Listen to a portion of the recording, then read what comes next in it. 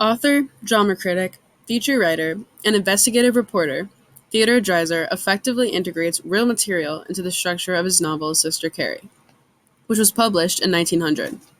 More specifically, the labor strike that takes place in chapters 40 and 41 was written using details from current events from that time period. In March 1894, Dreiser spent a little over a month looking for a job as a reporter in different cities. Arthur Henry, an editor from the Toledo Blade, offered him a temporary job to report a local streetcar strike that started on March 21st. Dreiser published 2 reports regarding the strike.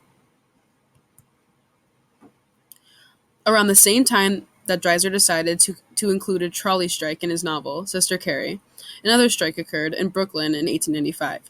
This strike was widely known for being very violent and dangerous. Dreiser decided to include information from both of these strikes in his novel. He used details from the Brooklyn strike to create a more realistic sense of violence that can occur during labor strikes. Brooklyn's trolley system was shut down when 5,000 workers went on strike. The strike began relatively peacefully, but things quickly turned violent as a result of the situation's rapid escalation. Police were unable to put a stop to the strike. In order to restore peace and stop more violence, the mayor ultimately made the decision to activate the National Guard. Changing our focus back to Sister Carrie, in Chapter 40, Hurstwood reads a newspaper stating that a Brooklyn trolley line is looking for motormen and conductors due to a labor strike. Despite having sympathy for the strikers, he decided to look further into finding work in Brooklyn. Because the manager is so desperate for workers, he decides to hire Hurstwood. Despite the long and cold hours, dealing with the strikers was the most difficult and hazardous aspect of the work. Hurstwood is attacked and dragged away in a fight despite the fact that there are officers in the car for safety. When the policeman finally succeeds in saving him, he is shot as he is getting back into the car. Hurstwood is overwhelmed by the brutality and suffering, so he leaves. When Hurstwood finds the newspaper articles looking for workers on page 285, they are read verbatim to the real headlines that were released during the strike that took place in Brooklyn, 1895. It read, "Special notice. The motormen and conductors and other employees of this company having abruptly left its service, an opportunity is now. Seen on page 285. The second notice Hurstwood sees is also taken straight from history. It is the same notice released to the public stating, "Wanted. 50 skilled motormen accustomed to the Westinghouse system to run U.S. mail cars, only in the city of Brooklyn, protection guaranteed." This signifies to Hurstwood that he must be safe from the strikers. Hurstwood later thinks about how the military is on the company's side, which is another true fact regarding the real Brooklyn strike. He assumes the strikers couldn't get any more out of hand because of the company's power. This is clearly foreshadowing the violence that soon follows. Carrie's accusations about Hurstwood stealing her money is what prompts him to go after this job. He is desperate. In Sister Carrie, it is described that 7,000 workers of the railroad company were paid $2.25 for 10-hour days. This rings true to the reality of the actual Brooklyn streetcar strike that took place in 1895. The strikers were demanding, as Dreiser reports, $2.25 for a 10-hour day. Dreiser bases his account of the strike on his own experiences as a reporter. Despite the reader's conflicted views toward Hurstwood up until this point, the circumstances surrounding the Brooklyn incident should be enough to make anyone feel bad for him.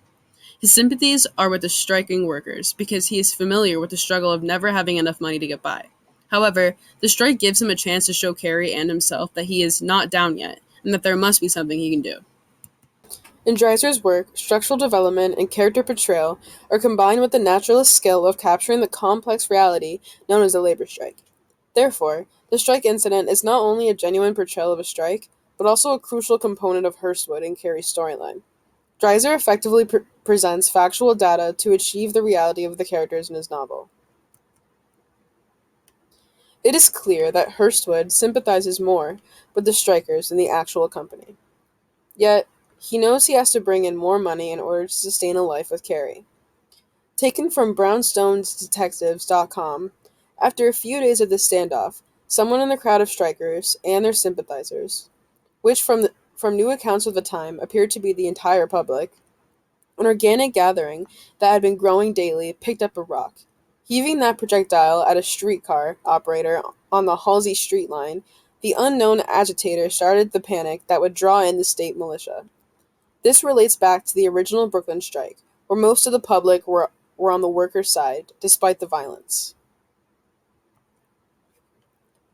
Between 1865 and 1900, a literary style known as naturalism used precise realism to argue that environmental factors, genetics, and social circumstances all had an unavoidable influence on how people behaved.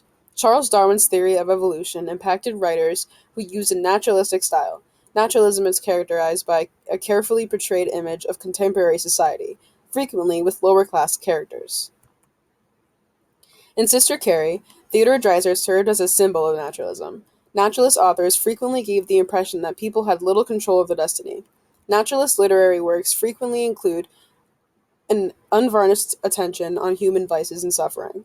The fundamental tenet of naturalism is the conviction that all circumstances and occurrences are determined by causes independent of human free will.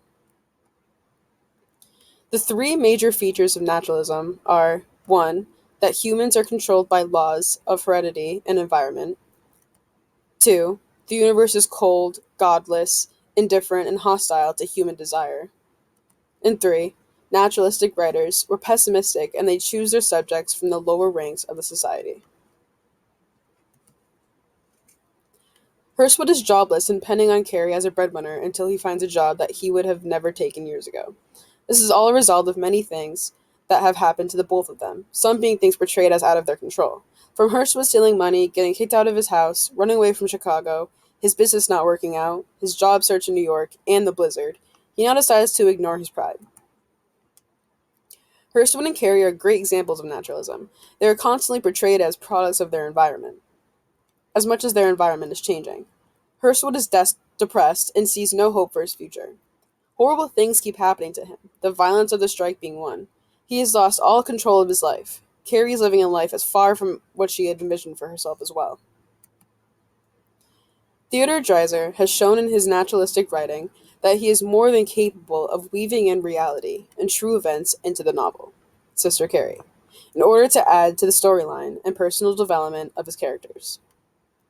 He combines the strike with the artist's idea of character and structural growth.